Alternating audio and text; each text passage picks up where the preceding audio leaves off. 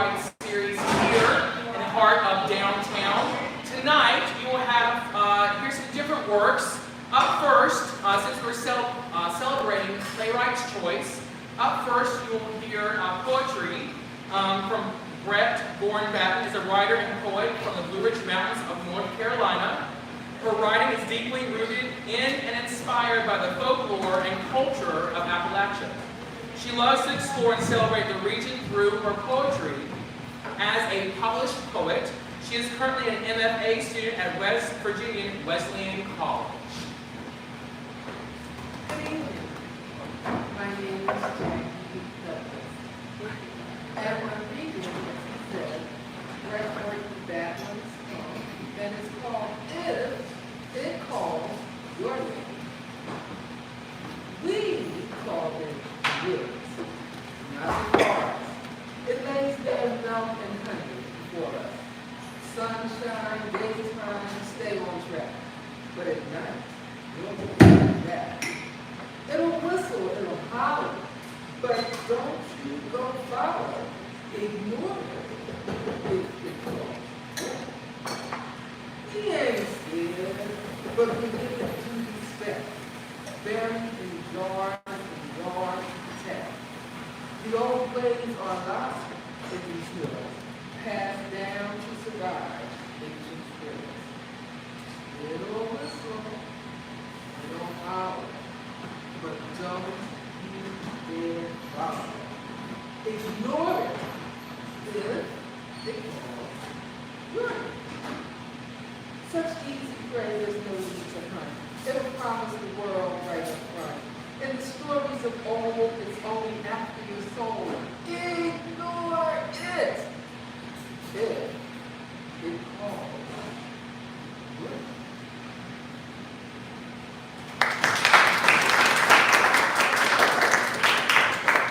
Our next piece is I'm Not Buying It by the fabulous Vicki G. Hampton. She's an award-winning editor and writer who is now expanding her craft to the art of storytelling. She's had 3 consecutive plays, Sarah and Sally, Learning Curve, and I Am Grace, selected for stage readings at the National Black Theater Festival in Winston-Salem. I Am Grace was also staged in May of 2021 by Face Off Theater Company, Kalamazoo, Michigan. I present I'm Not Buying. I'm Jackson, and I'll be reading for the role of cashier. Hello, I'm Azrae. I'll be reading the role of customer. Hello, I'm Kari, and I'll be reading the role of girlfriend. I'm Reed, and I'll be reading your stage directions. And security. That. I'm Not Buying It, a 10-minute play by Vicki G. Hampton. Setting: a modern-day upscale department store, men's jewelry counter. Curtain rises on a cashier, a white man behind a jewelry counter. He adjusts a minuscule microphone on his lapel. The voice of security is heard from off stage, muffled with some noticeable interference. Well, this is tooth man. Now, let's check the mic. Just talk normal. Okay, testing 1, 2, 3. Roger that. You're doing great. Thanks. After all the training, it's good if I'm going to be on the floor. For sure. So, what can I expect for my first day? It'll be fine. Our clients are doing all the exercises. We come across 1 or 2 bad apples every once in a while, but don't worry about a thing. We know how to handle. And how do you do that? See that count to 12 o'clock straight away? Yeah? Ready to look straight at you. And this camera can zoom in so close, we can see the sweat beating up on your forehead. We got cameras all over the school. We used to follow us when we came to the now. We got out of that kind of eye, you all walking. That's why we do all that on the back. Got it. Okay, here's up. Ooh, I hate this week. But looks like we're going to be back down in my car. All right, now, here's the rest.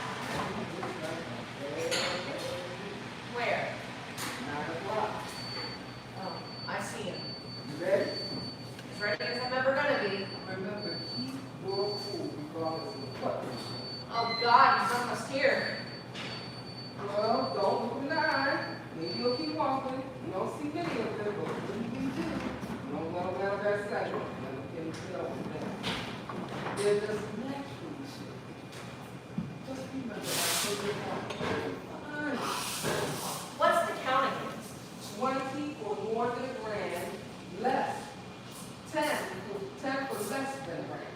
That's right, I knew that. I'm just so nervous. This is go time. This is what you're trying to go in your life. Wait, all my life? You know what I'm saying? I know. I got this. Oh God, here he is. Shopper, a black man, has a jewelry counter. Hello. Yeah, what's up? What brings you in today? Just browsing, man. Yeah, that's what they do. They come in and say they're just browsing, but when they really want to scope things out. Yeah. Are you looking for anything in particular? Nah, like I said, bro, just browsing. Any special occasion that you're shopping for? Cashier takes a step back and whispers into a pail. What do I do now? You say something? I was just saying, I'll wait until you're That's what's up, man. Great comeback. Good thinking on your feet. You're doing great. well, thanks. Thanks for what? For coming in. We appreciate your business. Hey, let me try this watch right there. This one? Yeah, the one in the middle. Cashier pulls out a watch out of the case and hands it to shopper, who examines it. As security starts the countdown, cashier 20, 19, 18, 17. Nah, I think it's too clunky. Doesn't have the feel I'm looking for. You know what I mean?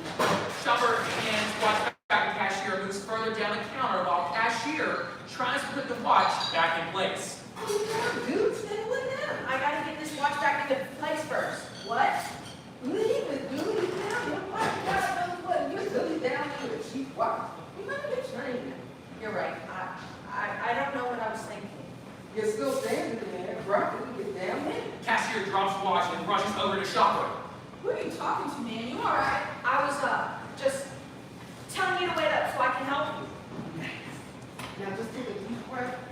The other dude. This will be over soon. You can all get back on there while I'm kids.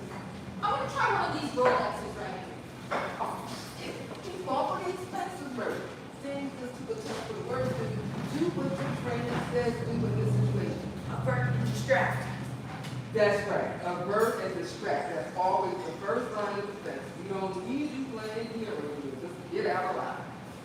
You know, there's a lot of more affordable watches that look really similar to the Rolexes, and trust me, nobody will know the difference. Nah, man, I ain't interested in a Rolex. Give me a Rolex, the real deal. Yeah, I like the gold and silver. But we have some really nice Timexes. Really nice. They may be more to your liking. Can you just let me look at the Rolex in there, or do you have a problem with that? No, of course not. Good, let's do this thing. Cashier unlocks the case, slowly pulls out the watch and holds it over his own wrist to show the shopper. It's a fine piece of jewelry. No doubt. But like I said, it's quite expensive. Well, it's a Rolex. They're all expensive. Oh shit. It is the shit, isn't it? Okay. So we're 10 grams, so start counting. Start the countdown at 10. 9, I don't know. This one is looking clunky too. Maybe you should look at a different brand. 6, 5, Nah, I like this one. Look how the gold and silver intertwine. You know what I mean? 3. Okay, step back slowly. Don't want to get caught in the crossfire. I got a gold and silver one on the other counter. I swear, dude. It's just as nice as this one. Let's go take a look. Panicking, the cashier comes behind the counter, approaches the shopper. Step back now. There's a distinct sound of a gun being cocked. Come with me now, man. All right, then your funeral. 2, 1. Duck! Cashier crashes to the floor, bringing shopper down with him.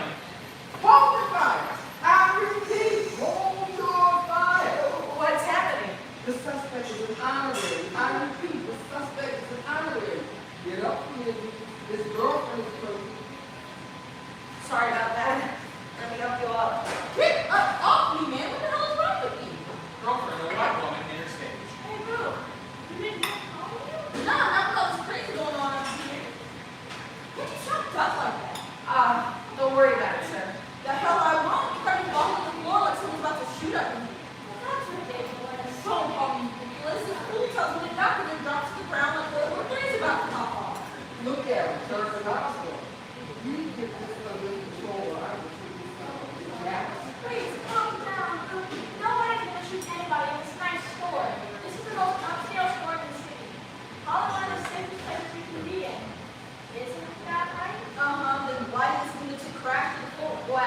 You're training and I deflect.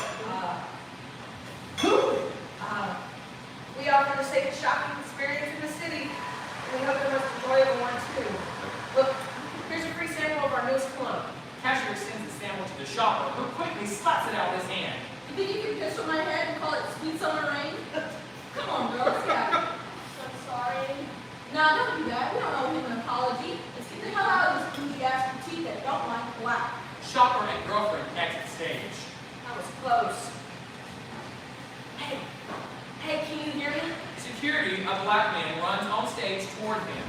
Cashier, stunned, overwhelmed, typically embraces for another encounter. Hey, sorry about that. Who are you? Oh, sure. Pen is looking out for money.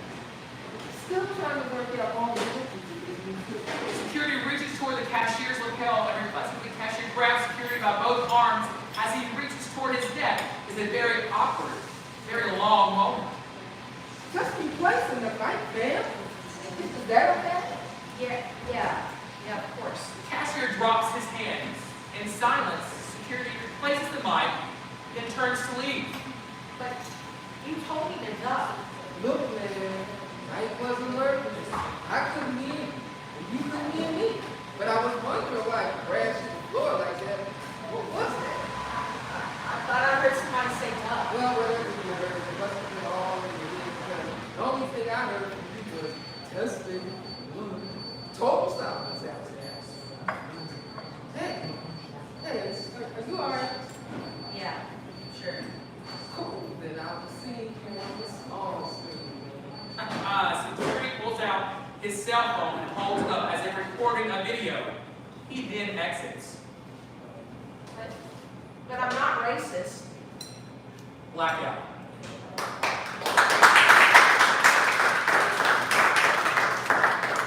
Hi, I'm Kimberly Patterson. I'm going to be doing a piece by Brett Gordon Batten called The Siren of Troublesome Creek.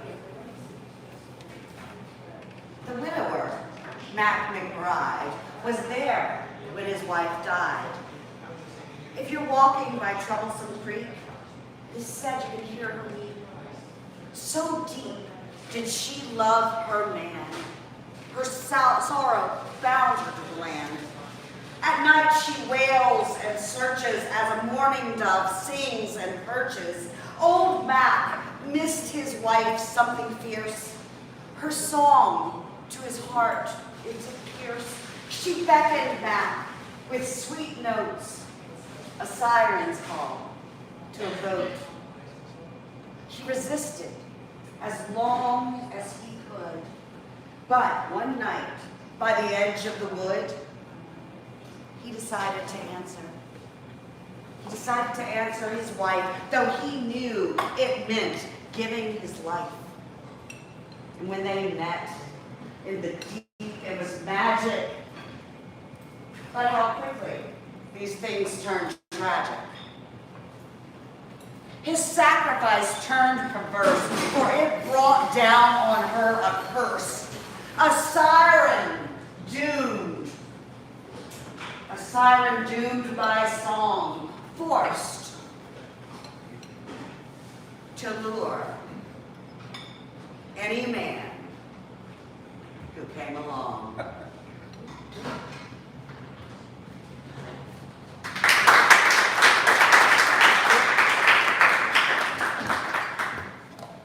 Our next piece is an original piece, Moulin de la Galette, a piece by Pablo Picasso, hung in my classroom for many years. And during COVID and remote learning, it served as a muse for one of my honors classes to use as a monologue workshop. What started as a simple exercise developed a production that was read only to my students in class.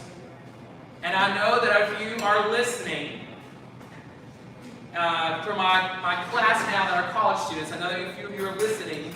And so here's your chance, fellow students, to hear your mayhem of monologues describing this beautiful piece of art that cheered you on during dark times.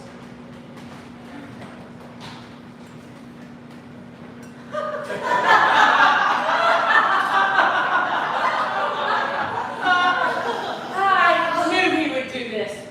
I mean, it was bound to happen anyways, right? I'm just used to it. I mean, I've seen it my whole life. Father cheated on Mama a countless number of times. Maybe that's why Father and John got along so well. They were both dirty, rotten cheaters you could never count on. They were never there when you needed it. They always lied to you. It actually explains a lot, though. All the mysterious night shifts, the unusual smell of vanilla when he would walk into the room, and he always smiled.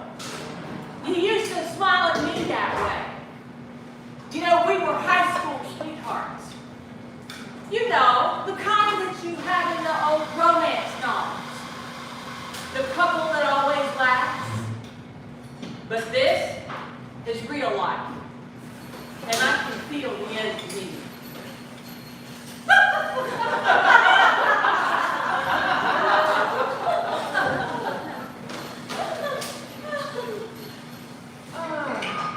What's up? You want to know about my husband? All I can say is he's a bad man. Always has been. Always will. He's never been abusive, mean, or anything like that.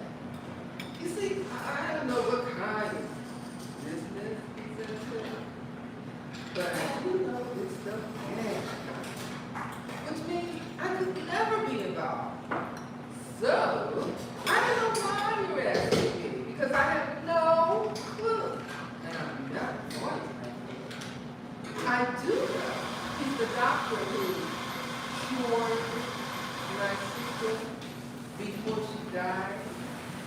So, yesterday, about our only income, our only way to support our two beautiful children, Philip and Marjorie, who have no idea what their father was going to do for them too young.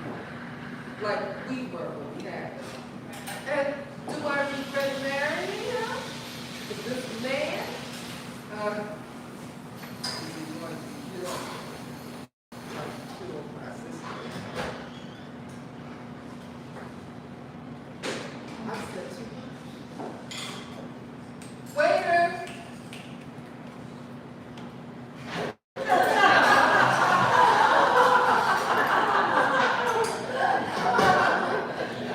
I don't know where I would be without my husband in my arms. I try to block out the sound that the party makes with its jazz and from its glass band. I don't care what anybody says. Their junky conversations are a distraction because my husband won't pay attention to them. I know my husband wouldn't do that. Why? I'll tell you why. Every day he would tell me that he loves me with all his strength. He would tell me the full story of how he saw me for the first time at Johnson's class shop and saw how beautiful my brown eyes were. He describes them as sweet chocolate. To be fair, I was a little scared when we first met. Throughout the 30 years or so I've been on this planet, I had never experienced any form of love. My parents abandoned me at an orphanage when I was 5 years old, and the children would make fun of me. The people who were looking for a childhood God would not choose me because of my blandness. But if it weren't for me getting out of that terrible orphanage, God giving me a light of hope to find a job, working the late nights into the early morning hours at a clock shop, and meeting my husband, who told me to call him Gregory. I wouldn't think I would live on this planet much longer. I love my Gregory because he's the first one to give me the love I needed. Whenever I dance with him, I still feel the warmth in his arms. When we dance together, past or present, I will always hear him say, I love you, Beatrice. And that's all I needed.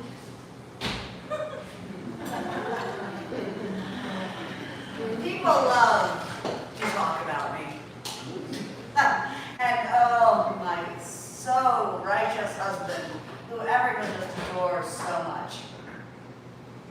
whom I ask? My name is Eleanor Wright. You see, I was having a good time talking with this nice gentleman, laughing, dancing, even sipping a little bit of spirits. Was he my husband? Far from it. But life is a cabaret, and should be lived while you can. So, William and I finally get some time to enjoy each other's company. And then I hear this annoying bickering behind me. I turn around and look to my niece too. Well, I won't use the term that I said in my head. I won't use it out loud. So I will just call them ladies. So I turned and I saw these ladies pointing and whispering about me. I can't hear, nor do I care what they're saying. Probably something along the lines, that's not even her husband. Or, how does she do that to her husband who's back at home? Poor thing. Little do they know what's actually happening or who he truly is. I met William a few months ago when I was at my lowest. And I wish people knew how to mind their own business. They don't know what I go through when I go back to that place. And after having so many people whisper and talk about me behind my back, I've learned to accept and even enjoy the attention. I look up at my shoulder, the ladies, and I wave and I smirk. And I turn back down to William, and I smile. I deserve this moment, this brief interlude of happiness.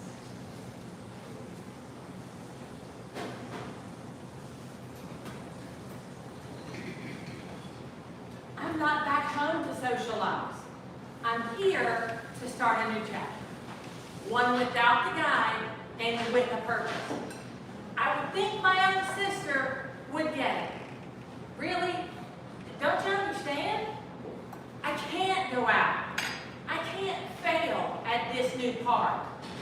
I just want to stay home and focus on my art so that I can win. And I won't win and get through this by going out to parties.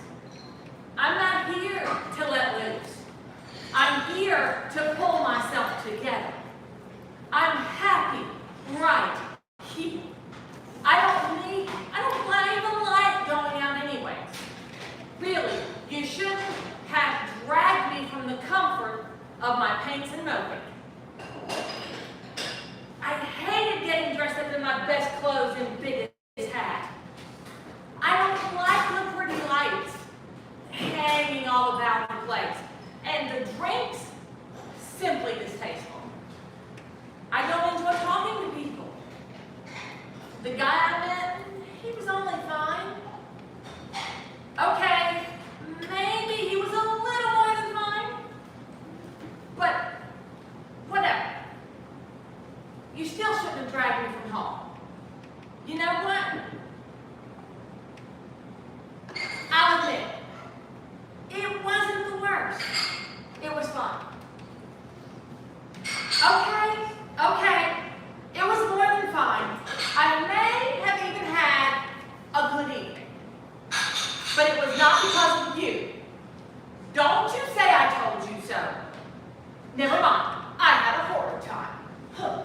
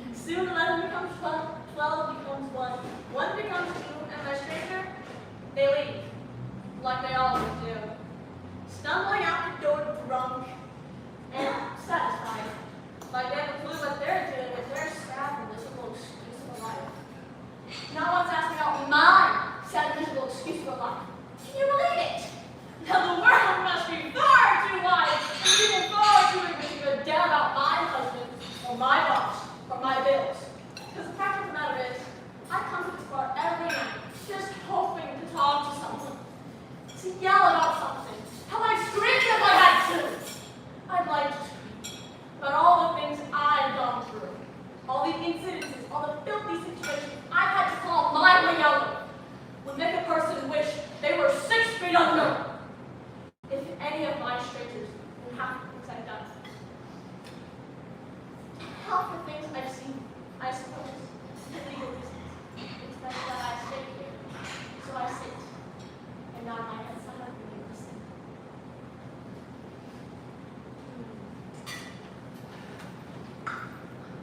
Everywhere I look, I see him. And I don't think this is a phenomenon anymore. I just think I've gone delusional or I've gone mad. Stalking long images of a man, no face, no clothes, was like his shadow. A ghostly figure haunting me for days and weeks now. He's always there when I'm getting coffee or when I'm walking or even at this party I feel cramped. Alone and separated, but this image, this thing, the vision stalking me, is it ghost or death? I'll eventually know, but sometime, somewhere, every time I get closer it moves away and I can feel myself losing my grip on reality.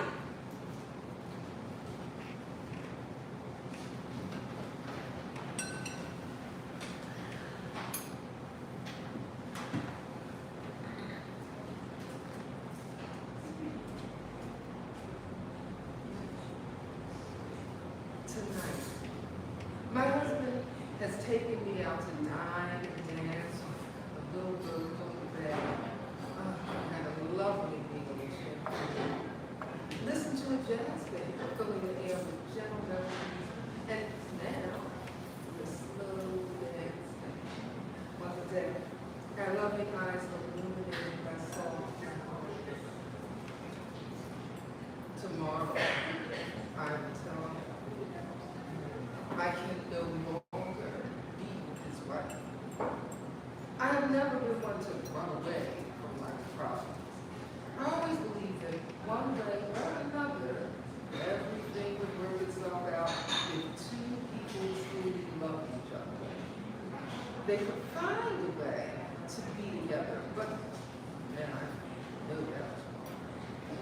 I love him. I love him deeply. I love the way he smiles. I love the sense of humor, his sweet, gentle nature. I love the way he listens and cares for me when my emotions get the best of me.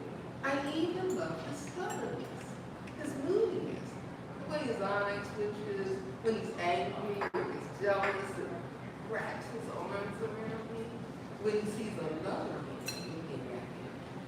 Before I met him, I didn't know it was possible to care so much about one person. But I cannot make him happy. I wanted to move to the city, for him to become a businessman, take me on nice dates and live comfortably in an apartment overlooking streets full of people with big dreams. He wanted to stay in our hotel, take a job making just enough money to retire, and buy a house just the right size to raise our family. But here's the thing. I grew up on the outskirts of our small town. My father worked all day on his friend's farm, and my mother was a drunk. Meaning, I had 3 sisters to look after in a fairly small house we could barely afford. So, I've already lived the life he says he wants, and there's nothing romantic about it. I needed to escape, and this is the first time in my life that this is the first time my life has been my own. And I go back to that town, go back to that life, for the sake of a few children would be insane. Perhaps I should have been more honest with them. But I loved him. And I wanted to be with him. I knew as soon as we met that he was meant to be a father. I guess I thought maybe one day my plans would change, that my love for him would be enough motivation for me to push through. But at this point in my life, I realize I will never be ready. No matter what we do, one of us will be unhappy.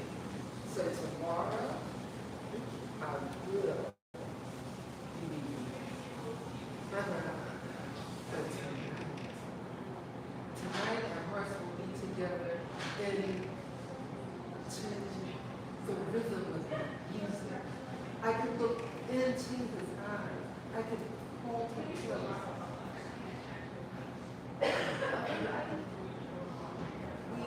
We will be able to get happy and grow old together.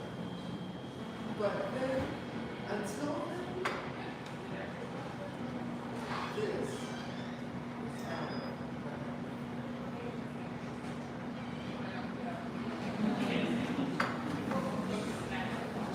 Swear at me next week and so you can simply kiss me on the cheek and ask me to dance. He'll be a deadbeat. My parents were what some would call radicalists, but if you ask me, they just value women. If one wants to dance with another, even if she is a woman, she can ask him herself. Why do these men feel like they're entitled to whatever they want? If my brothers were to ever do such a thing, my parents would set them straight. Who in their right mind would ever believe they are superior just because of their gender? These are not men, they're boys. Boys who think that I am a helpless woman in need of saving from my parents. They will all sit on their high steeds, believing that every woman and girl is longing to get married, have children, and serenade them on a baby grand. Well, guess what? I can't play piano. I have never and will never long to have children. And if I get married, someone should call me a straight. I don't need someone. I have myself. And I'm a lot better than any man ever could be.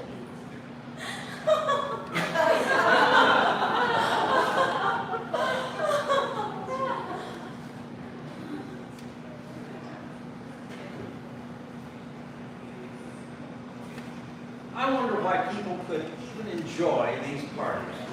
The air is so stale, and the aura of snootiness and dominance stings the whole room. It's so crowded in here that I could barely move to find some fresh air. I think I'd get used to these parties by now. I've been dragged to every governor's ball, high-end dining, billionaire backyard picnic, and late-night speakeasy since before I could even express my hatred for them. I'm so tired of coming to these types of places. The people make it almost unbearable, and the food doesn't help either. People my age are looking for partners right now. For the men, they're looking for domesticated, sweet young things who they would never leave them, but they could easily please. For the women, it's about finding a rich boy who will shower them with gifts while leaving them alone with 5 kids. Nowhere to go, nothing to do but throw garden parties. Hope we avoid the sheer loneliness of it all.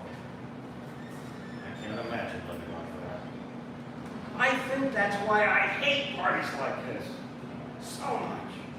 They remind me of how powerless I am in the decisions I make. I am here at the most lavish parties in the country, dressed to kill.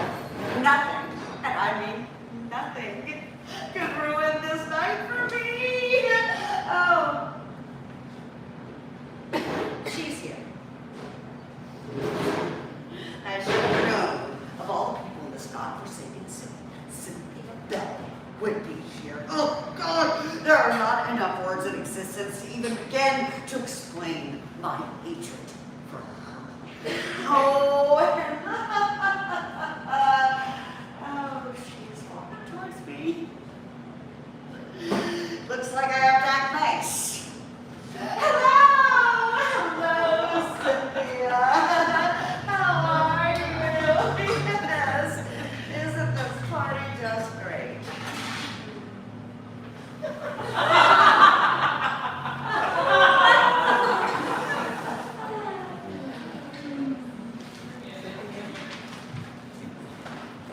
Our last piece, give them a round of applause.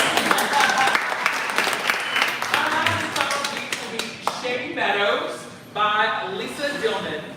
Now, Shady Meadows is a cautionary comedy about the human desire to control the environment and the potential devastation of not giving nature its due. This piece was originally commissioned by the Chicago Humanitarians Festival.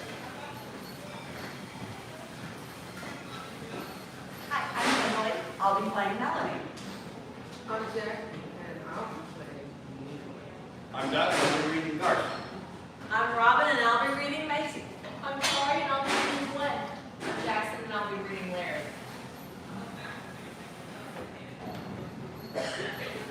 And I'll be reading stage directions. Lights up on this quaint, fantastic little town. In the darkness, we hear a rising symphony of wonderful sounds. Croaking bullfrogs, chatting of the squirrels, and the whistling and chirping of various birds calling one another. And this goes on for several minutes.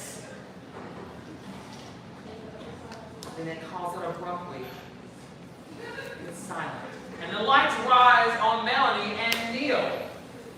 Neil and I have just bought our dream home. Dream starter. That doesn't mean we have a starter dream. It just means it's what we can afford. And it's real cute, even though it's small. That's not that small. We got to pick out the window treatments, the countertops and cabinets, even foliage. Each home gets 2 small conifers or 3 deciduous shrubs in front, 2 sapling shade trees in back, and a choice of several flowering plants, as well as a selection of rustic or modern style window boxes. And talk about vacation. It's an exclusive, one-of-a-kind, red hot housing development called Shady Meadows. Beautifully priced homes built over the lush backdrop of a converted swamp. Honey, what? We wanted to be close to nature. That's right. But sometimes it smells just the teeniest bit funky. And sometimes it sounds as if there's something out there. Everything here is brand new. We like things to be brand new. We don't want to compare with somebody else's troubles. So here we are, not too far from the city. Just far enough. Close to great malls of a pair of nationally rated golf courses. And home to less crowded schools full of active, healthy young learners.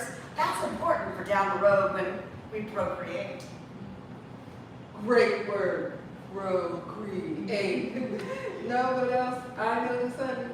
Lots of up and coming industries out this way. That's really true. We've got the Piper paper products plant just up the street. Their paper plates can go in the dishwasher up to 65 times. That saves us a bundle of picnics. And then there's the Chem for Life industrial compound. They manufacture yard products that make the grass green, green, green, and the weeds dead, dead, dead. I hate weeds. We both do. I love you, though. I love you. It's perfect. I love our life here. It's perfect. Well, we're going to have some great years here before we shut this place and go for something even more perfect. Yes. Oh, they pose together sweetly, just for a moment. Then arrange the 4 lawn chairs as Macy and Garson enter with a rolling their Weber grill and a tray of martini glasses. Our neighbors Take a down glass. Our neighbors down the way are the Clots. They're super friendly. We like to cook out together on Friday nights. Hi, Macy. Hi, Carson. Hey, Melanie. Hey, Hey, Neil. Garson. Hey, Neil. Hey, Melanie. Hey. So, how are you kids liking Shady Meadows? You settling in okay? Neil, it's great. It's great. We love it. Oh, we love it too. I love it, love it, love it. How about you, Melanie? You love it? I do. Sure he does. What's not to love? Garson and Macy are a little older than us, and they don't have any children. I read the other day that the average American male has half the sperm that his father had. I read that the average American woman waits until her eggs grow moss on them before she finally up and decides she needs to spawn. Hello, turkey baster. She's turning 65 and driving the kids to T-ball. Menopause mom's out getting her mustache waxed. Dad's new Nautilus Fitness Center makes an excellent cut rack. Oops, better get started on that beard while she's still able. Lucky for that, he's decided to love his extra 30 pounds of the useless flubber. What's this? Is Mom snorting behind the ripest mask of Botox? Would anyone like another drink? These sticks are great. If you like them, I'll get you the catalog. You know what would be a terrific idea for the meat processing and packing industry? Flavored calf. Huh, I'm intrigued. Tell me more, Neil. Well, you raise them from calves by inserting subcutaneous plugs of various sauces such as teriyaki, honey barbecue, spicy fajita, or original recipe home on the range. By the time the animal's ready for slaughter, it's already got a naturally delicious, built-in flavor. Sort of like a lifelong marinade. Home on the range flavor. What do you figure that's like? Well, you know, regular, plain, like the stuff we're eating now, only enhanced for maximum essence. Yum. That's not a half bad idea. You could do the same thing with poultry. In fact, with a little engineering, I bet you could get hens to lay huevos rancheros or eggs benedict. Hell, anything you want. It's a fascinating concept, Neil. I got a million of them. Just where that one came from. The sound of a bullfrog can be heard from a distance. There's that strange sound again. Uh-oh. What's that? You hear that a lot? We've heard it more lately. Why? What is it? Bullfrog. Not supposed to be here. Developers cleared them out at great expense to make room for this housing project. Sneaky little bastards, though. Some of them survived. Found any in your tub or toilet bowl yet? No! Happened to us. Unnerving as hell. No question. Tell you what you need to do. Call Chem for Life. Come for life. We use their gourmet lawn food. And their mold retardant. And their weed annihilator. They also have a full line of natural cosmetics. And they're right down the street. Better call them up. Make an appointment. Oh, and be sure to mention that you were referred to by Garson and Marcy Clock. We get a free lawn spa treatment next spring. The clocks roll the Weber off as they exit. That night, I couldn't sleep. I kept picturing an enormous frog lounging in my toilet bowl on a lily pad made of, and fashioned out of bathroom tissue. Doing that horrible bubble thing with its neck and occasionally snagging a fly with its long, sticky tongue. Melanie shudders and throws up a little bit in her mouth. An eerie frog croak is heard. Larry, the Kim for a live guy, enters. As I understand it, you've been having a problem with Rhonda Catus Vienna infestation of unknown proportions. Is that... Do you mean frogs? That's right, ma'am. The Rhonda Catus Vienna is any one of the several large, quixotic, heavy-bodied frogs that chiefly inhabit the North American continent. Yeah. We believe we do have a potential frog situation. Whereabouts? Have you seen them? Inside or just outside? Oh, we haven't seen any yet. You haven't? That is not a good sign. Well, that's right. I want to see them. Well, ma'am, seeing them is the only way you can quantify them. Not seeing them, well, you just don't know, do you? Don't know what. If there are 2 of them or 2 million.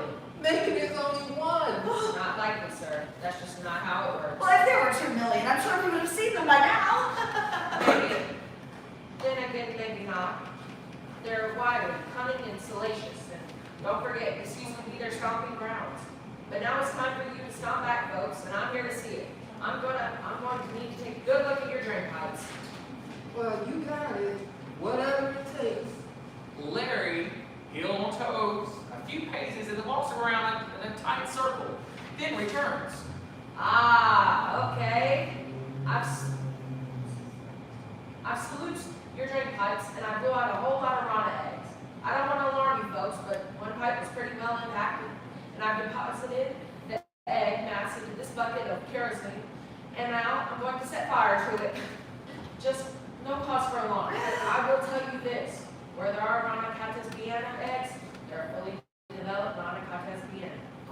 Popping, croaking, and mating with wild abandon. It's a lucky thing you called when you did. Can I get a glass of iced tea? Mary heel toes again and does the same tight circle. It's about what I expected. You were being overrun from the inside out. How do you mean? I mean, you got frogs inside your walls, in your plumbing, and under your foundation. They're looking for what used to be here, and you're not taking no for an answer. Oh my God, can you help us? Can I help you? Of course I can. That's my job. Well, how much is this gonna set me back? I'll tell you what. I'll have to crunch some numbers, but I'm not going to lie to you. It's not going to be cheap because you have frogs, sir, and you do not want that. The great news here is that Kimberlite Pest Control and Eradication Services, you get a 5-year guarantee. Oh, and we do afford financing. With a big old smile, Larry exits. Well, who knows what he's doing, baby? Are you sure? Sure, I'm sure. Worry, we'll get a square, he'll get a square away in no time. Melanie and Neil look at each other, clasp hands, and attempt to be brave. This guy was a total pro, no question. The guy was a total pro, no question. Did you go with the elite or the deluxe, sir? The elite. Good call. So he did your pipes first, didn't I? Well, he did a pretty surgical route ream of our plumbing, and then he scoured the pipes inside and out with a toxic compound that causes the frogs to literally implode and shred Sure. from the inside. Sure. That way the carcasses are broken down into pieces small enough to run right into the main line of the sewer system. Then he dug a 2-by-3-foot trench all the way around the perimeter. Okay, now you go ahead, you tell me. Oh, no. Sorry. It's okay. It's okay. Well, he dug a 2-by-3-foot trench all the way around the perimeter of the house, filled it with ground glass and gravel, and coated the retaining walls with more of this super frog implosion compound.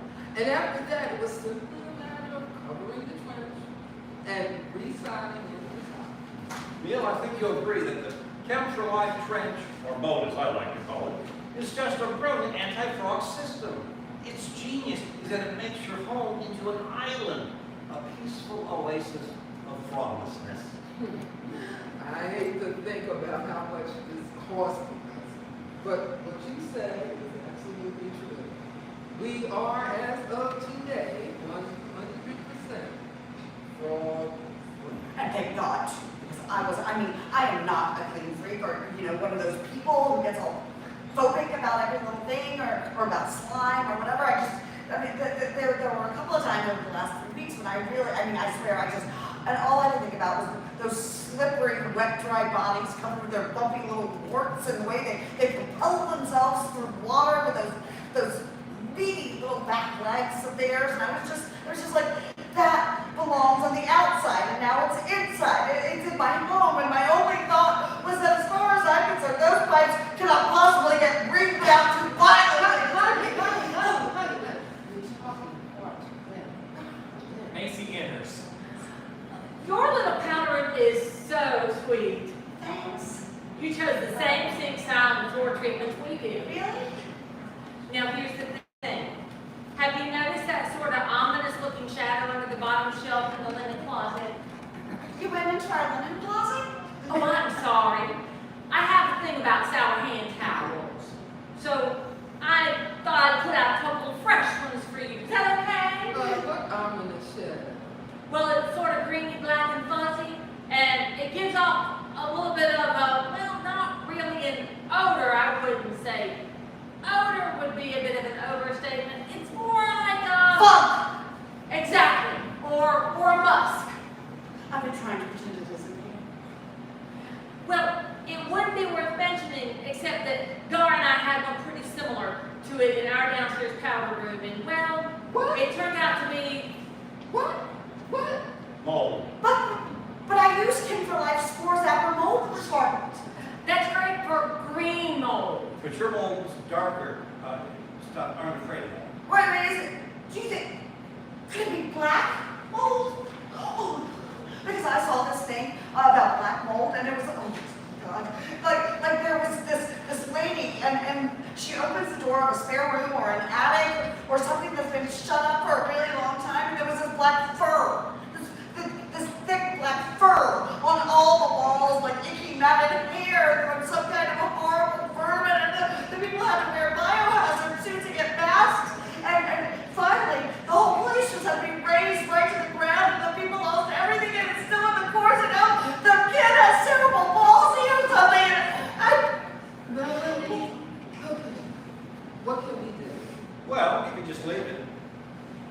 Really?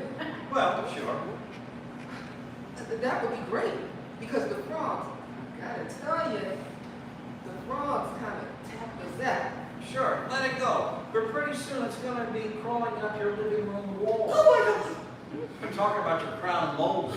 Oh, that's terrible. You're scaring them. Just put in a quick call to Chem for Life Mold and Fungi Division tomorrow.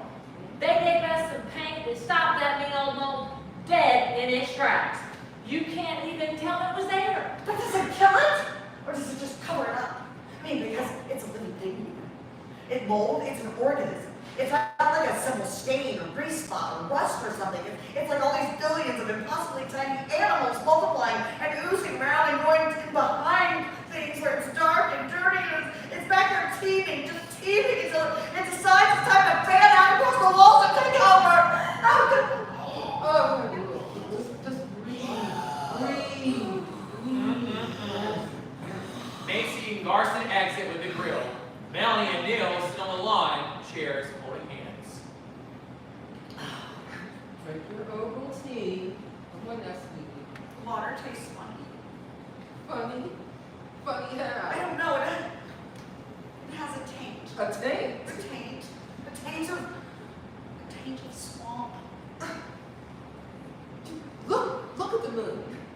Isn't it beautiful? It is as long as it stays up there. Well, What? listen, What? what do you hear? Traffic on the interstate. And, A jet. and, Distant silence. and what don't you hear? Frogs. Right. Don't worry about the moon. We can get that fixed tomorrow. That night, I prayed for the first time since I was a teenager. I got down on my knees and I asked God to restore my home to me.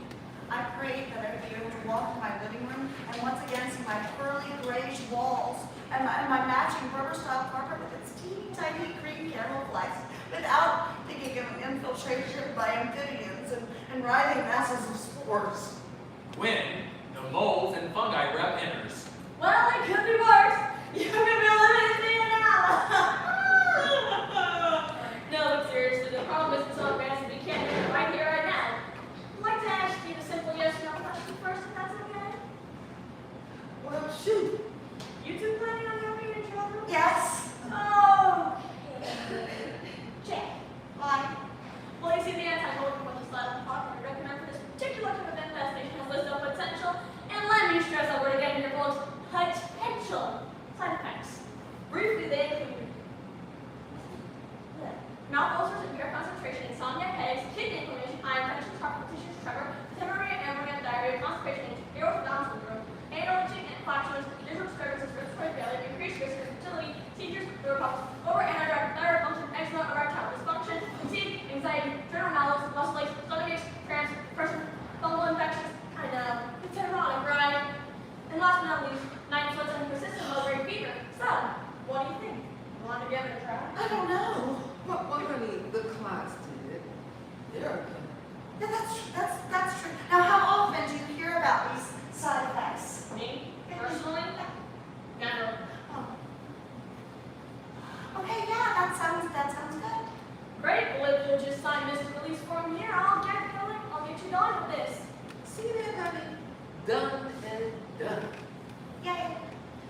Neil and Melanie arrange the lawn chairs as the clocks roll out the Weber. Macy has developed a pronounced twitch on one side of her face. So, problem solved. Everybody wins. The mold didn't win. That's right. The mole was the big time loser. How is that? Come away! It was all over for the mole within seconds. No time even to say goodbye to your spory little intruder, eh? What's your hurry? Where's it at? What do you think, Melanie? Well, I guess my prayers are pretty answered. Oh, and as she laughs, a little bit of blood comes out of her mouth. By the way, the Dunlaps had a raccoon monkeying around in their garbage the other night. These things have the most cunning little hands. that idiot Dunlap poured antifreeze all over the inside of his dumpster. That was his solution. But what you've got to ask yourself is how many raccoons is that actually going to kill? 1, 2, 3 at the outside. I'll tell you folks what I told him. The best habitat equalizing system on the market today is the all-in-one spring-action razor guillotine trap from Sportsman's Paradise. Even comes with a reusable basket. And it's attractive enough to use in your front yard as a decorative planter. Gotta learn to think like the enemy. What is that? Is that some sort of bird? Looks kind of big. What kind of bird is that big? Looks like a heron, or maybe a heron. I don't know, a stork? I can't see it without my glasses, but it's probably a great blue heron. When we first moved here in here, the herons couldn't quite seem to grasp the concept that these houses weren't being built for them to nest in. Remember that guard?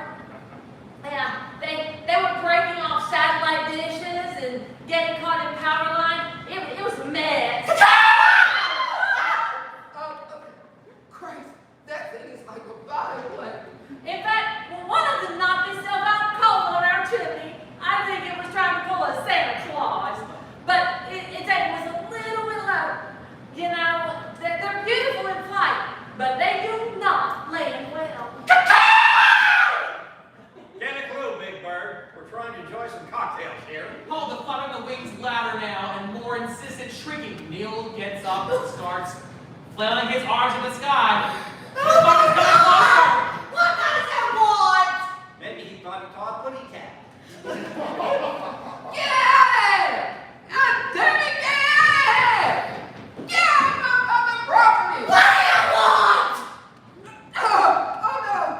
Do not negotiate with it! I'd stop all that moving around if I were you, Neil. I think you're starting to piss him off. Well, come and get me, you squawking sack of guts! Neil, be careful. Look out! A piercing shriek from the heron. All but Garson hit it as a huge shadow soars over them with much shrieking and flapping with wings.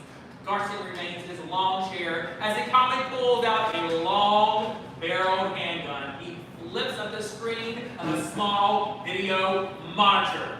Allow me. Oh, well done, honey. Nice piece. Like that? Nice piece. She's digital. Autofocus with a thermodynamic targeting system. Perfect shot every time. And just engage the safety, and you've got yourself a high-definition video camera. Really? Let's see it. Sure, take a look. He hands the gun to Neil, who takes a few pretend shots at imaginary birds and animals. Then holding the gun, Neil pretends to shoot Melanie. She doesn't notice though, as she's gazing on the direction of the fallen heron. I gotta get one of these. You won't regret it. I guess I'll go and maybe I should clean up the. I wonder what I wanted. Wait, do you think? Oh my God! You don't think I was trying to protect its young? Do you? Don't worry, honey. Don't you worry. If it's got little ones, we'll flush them out. No, that's not what I want. What if the babies are hidden away someplace, like over there inside the hedges or up toward the back of the garage with their little necks? They're not that little. And they've got their little beaks open really wide and they're making teeny tiny squeaky sounds because they're so hungry and they're waiting and they're just waiting for it to come back and feed them. They don't know what the world could be taking here so long. Right.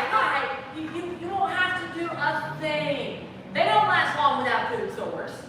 Speaking of food stores, who's ready to eat some flesh? Yum! Now you're talking.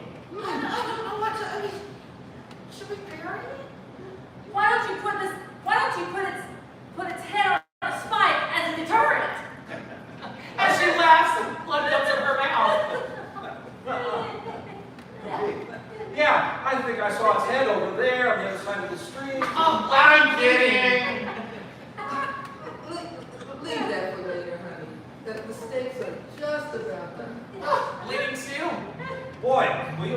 Sunset seems like they're getting more intense every year. Some of them are downright lurid. Well, sorry. The other night, the sunset actually gave me a headache. What about you, Melanie? Huh? Huh? Well, you know, I just had thought. Wait. You're asking if the sunsets are getting a little out of hand? You think the sunsets are doing that? Wait, maybe? Yeah. Well, I just had a thought. What if you could adjust the intensity of the sunset using a handheld device? Because let's face it, sometimes you're in the mood and sometimes you're just not. Boy, is that ever true. Remote controlled sunsets. Huh. Now that's not a bad idea. That's a hell of an idea, Nina. As the lights begin to fade, we can hear the chirping of a single cricket. They hear it too, and all slowly gaze toward the center. Blackout. End of play. Or is it? Thank you all so much for being here this evening. This is our 4th annual. If you like what you heard or you would like to submit something, our 5th annual Playwrights Festival will be happening in August at the Imperial Center for Arts and Science on our stage. It will be a Thursday, Friday, Saturday, and Sunday event. And if you go to our website, imperialcenter.org/theater, you'll find out how you can submit starting in July. Also upcoming, we have the Aristocat Kids, and that's June 29th and 30th. And Little Shop of Horrors, our summer musical, the 20th, 21st, 22nd, and 23rd. And be sure to visit imperialcenter.org for all of your details. Thank you so much, and we look forward to seeing you at the next festival. Thank you.